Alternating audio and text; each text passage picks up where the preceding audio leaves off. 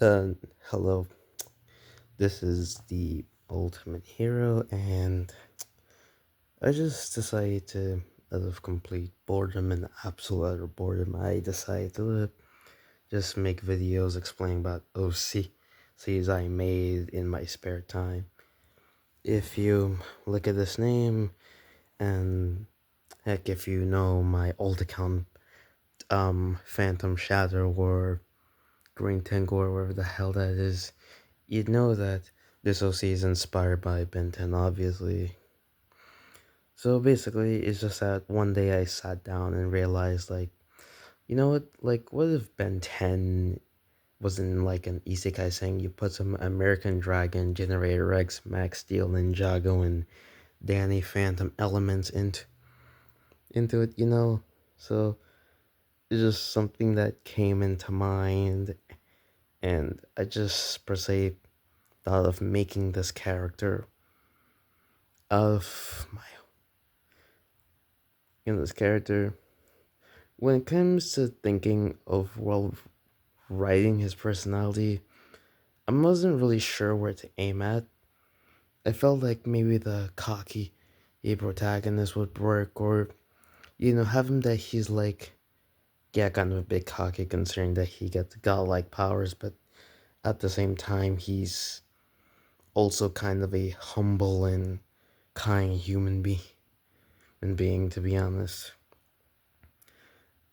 It's the fact that Dove having something dark that, he's a half American, half Japanese person, because there's my attempts at anime. And another thing about him is the fact that he does have like a single dad and a stepbrother who just like, his dad's not like the best person in the world. In fact, he just pushes his son a bit too hard, but he's a show that he loves him, and it's usually the stress of being a single father and just like having two kids, Ryan and his older brother, their brother, something like that. But he's always understood this. He's a kid that is like smart academically, but besides one girl in class that he socializes every day, and that was a crush on, yeah, love interest who I was a ninja. He's kind of a bit antisocial, and in a way is kind of an asshole. But mainly to people that just are on his shit for no reason, blah blah blah. But in this story, when meeting people that are like parental figures, he is sometimes kind of put in his place while also just be more humble. I never really thought how I wrote the series. I always thought that for when in the beginning part is kind of like episodic and comedic. The middle part it's still that, but a bit more serious with a lot of stories, and a lot of villains to keep the series captivated. As to be honest, if I were to give you some of the characters I have as villains, you'd probably assume that they should probably just be in their own show, which honestly I would not disagree with in the slightest. But I thought that it would kind of be funny to see the weird ass villains he fights: an angel, demons, robots, monster, their sorcerers. It'd be that kind of thing. It's kind of like I want to replicate that absurdity, wackiness, and episodic nature of the Ben 10 friend. That is something that I've grown up with. And also, it takes an inspiration from another franchise I adore, which is Pokemon. Pokemon, blah blah blah. I've always thought of digitizing my art, and as somebody who has personally said some people's art is kind of cringe, I do admit that although I'm not really a fan of the art, I do know that they are indeed good drawings. Like, they're not bad. And at least they can actually digitize their art. And even though people might say it's cringy, at least how the comic is supposed to out. Me, I've never really. I mean, I would learn though. But it's just that this procrastination bullshit, which I blame myself for, is the what's holding me back. Also, since I kind of like, I just had this one thing where there would be an arc that focuses on alternate versions of him, but like maybe only like 4 3 versions that are just like, if Ryan was a bad person. And about the transformations, which I think is what you really care about because, transformations, the whole idea is like something to easily get people captivated on. We can all admit transformations are cool when done right. Per saying the Ben 10 aliens, a Pokemon evolution, Sonic using the Chaos and will turn super hyper, maybe other transformations that not many people really talk about. So, stuff like that. Like that. So basically the transformations are you know no DNA samples. They are kind of they used to be people that were alive like 100 years ago, and they were made by like this god that just transcends our very plane of existence. Because in a similar motivation to Azimuth, again from the objective inspiration from, he saw it as a object that could like you know stop speech that can help an individual walk in the shoe of other species and better understand them. And then I'm still figuring out the way on how he gets this. He gets tangled up.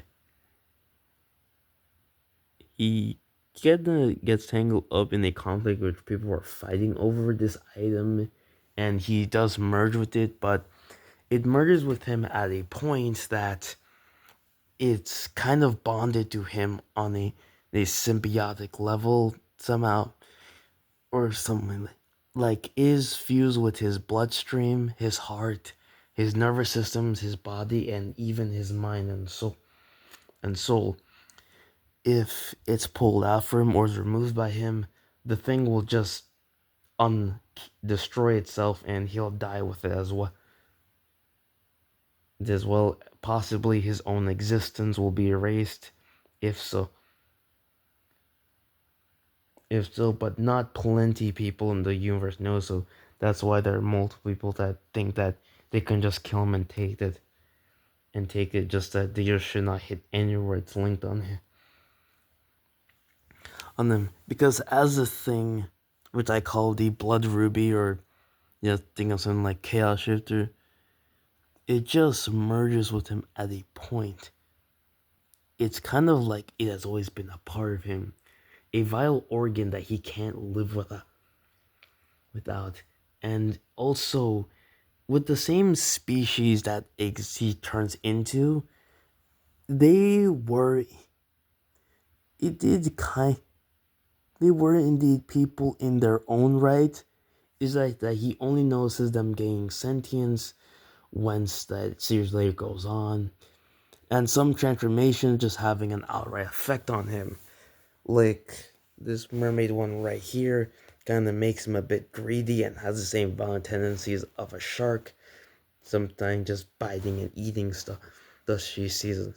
It's like, then there's this dragon which has a lust for battle and is extremely prideful and arrogant. His demon may have like some Bugs Bunny exude where he's powerful but then likes to fuck with his opponents, similar in a way to Super Saiyan 4 Gogeta from GT. But like, if you look at this, the hair which is kind of just spikes that grow on his body is a bit inspired from the Super Saiyan 4 look, because I thought that shit was Giga as hell based. It's the fact that it kind of, but he also has this berserker mode where he just becomes full violent, which, if you don't know, is kind of inspired by Neon Genesis Evangelion when Ava 1 would go apeshit. Then this is the Spellbinder, which I think is the name of a Batman Beyond villain. So you could say I kind of just ripped that off.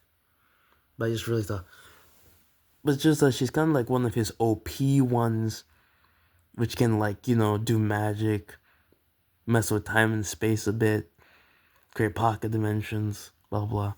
Then there's just one massive one that Ryan only uses in desperate situations. I've only drawn his eyes, still fine. Thinking of a design, but I've only been working on more like grounded, more regular design. This thing is called, I call Ultra Massive. Okay, so this one's called Aqua. This one's called Draco. This called Doom. This is Demon Transformation. And one thing about Demon Transformation, there's something that's irked me in anime is that I kind of felt as if they're lazy. Like they're not bad designed, but they just kind of rubbed me off the wrong way because it just like put like just get some horns and like a tail and then put it on like whatever character design. Think of boom demon design. I wanted to go like some alien approach look that when a demon pops up on the screen, are they really a demon? Are they some magical creature? Or are they some sort of aliens that just landed on Earth?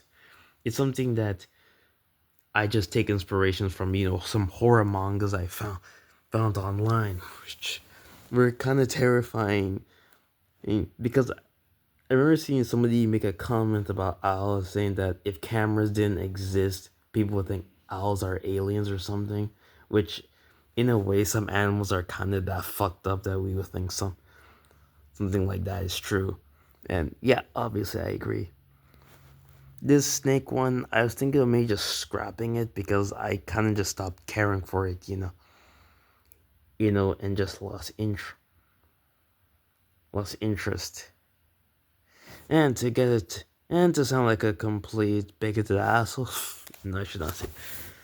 I'm not really gonna make one this series that just talks about gender roles or bullshit like that. It's just action. No, let me see. Alright, so this is a full look on how the same Spellbinder design I came up with, written down their bio, and just scrolling through more. And this is one that I kind of liked or wanted to throw in, his wolf design.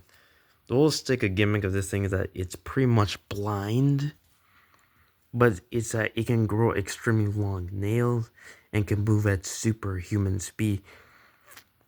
It's kind of like a speedster transformation. I kid you not.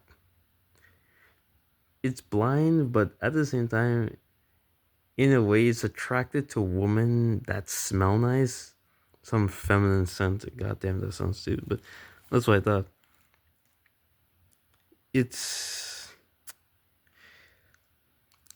better. It kind of make. I was wondering where I should make it blind or not blind, something like that. Because then it being horny, just kind of wouldn't make any sense. Because yeah, that would be kind of recurring joking it.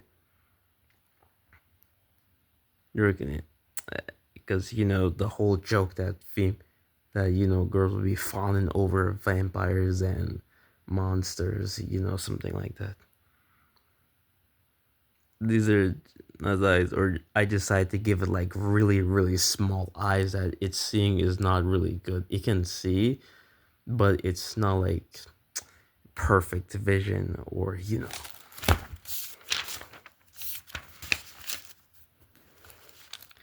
Oh, and this is one molder. I remember looking at some mold designs, the Badger mold from Avatar the Last Airbender, and just digging up. Oh, when thinking of this transformation and making it my entire self, I decided that in a way it'd be safe to make the forms their own beings that have their own nature or have Brian have traits that when we look at this transformation based on how the nature of their species act, they kind of amplify that trait that it's kind of like them. Like fact about Ryan's like he kind of likes money a lot, which in terms with Aqua just being some greedy wannabe princess. And so there's Ryan's kind nature, and you have Mulder who's extremely docile, and just a seemingly overall peaceful creature, but is violent when provoked. And this one that's obviously inspired by Ben 10, if you haven't guessed already, is Crysteel. Its ability, this thing's ability is that it can manipulate. It has like Magneto-based abilities along with the powers of Diamond Head from Ben 10. So I fused Diamond Head and Magneto. It also has like a limited regeneration where it can just like pull itself back together. Light can bounce off of it, so it's kind of immune to light-based attacks. Yada yada yada. And that's kind of all I have for now. Thanks for